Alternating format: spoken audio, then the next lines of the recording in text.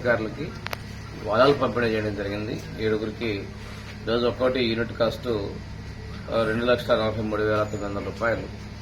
అదేవిధంగా ప్రభుత్వం వచ్చిన తర్వాత మత్స్యకారులకి మళ్ళా రేపు ఒక బోట్లు కూడా 15 యూనిట్లు ఇంజన్లు కూడా పంపిణీ చేయబోతున్నాం. వీటి విలువ కూడా దాదాపుగా యూనిట్ కాస్ట్ 3.5 లక్షలు అంటే 52 లక్షల రూపాయలతోటి రేపు ఇవి కూడా పంపిణీ చేయబోతా ఉన్నాం. ఒకసారి చూసుకుంటే మత్స్యకారులకు ఏదైనా చేసిందంటే అదొక తెలుగుదేశం ఎన్డీఏ ప్రభుత్వంలో చేశాం. 31 కేజీల బియ్యం ఇస్తున్నటువంటి పరిస్థితుల్లో వాళ్ళకి ఆ రోజున 4,500 రూపాయలని మనం మత్స్యకార సేవలో ఇవ్వడం జరిగింది.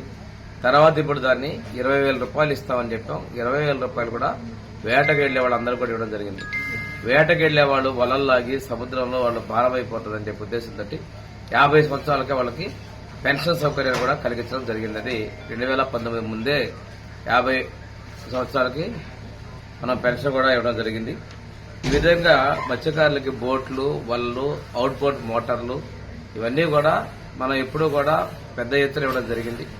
అంతేకాకుండా ఈరోజు వాళ్ళ ట్రాన్స్పోర్ట్ కూడా 40% సబ్సిడీ తోటి ఆటోలను కూడా లబ్దిదారులను తొందరలోనే ఎంపిక చేసి ఆటోలు కూడా పంపిణీ చేసేందుకు చర్యలు తీసుకుంటున్నాం.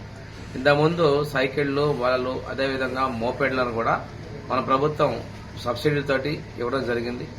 ఏదన్నా కానీ ఈరోజు మత్స్య సంపద అనేది ప్రజల ఆరోగ్యానికి చేపలు అనేవి మంచికరమైనటువంటి భోజనం. అదే కాకుండా ఈరోజు భారతదేశాన్ని మనకి రాష్ట్రంలో విదేశీ మార్గద్రవ్యాన్ని కూడా ఈ చేపలు, రొయ్యలు వీటి ద్వారా ఎక్కువగా వస్తా ఉన్నాయి.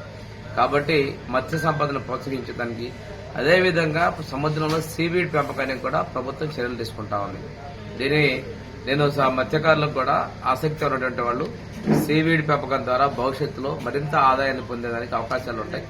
మీరు పూర్తిగా వీటన్నిటికీ మనం మారి ఎక్కువగా సంపద సృష్టించుకోవాల్సిన అవసరం ఉంది. దీంతో పాటు కూడా local to global news at your finger tips. మీ చేతిలో ఒక ఆయుధం. Download raw TV app.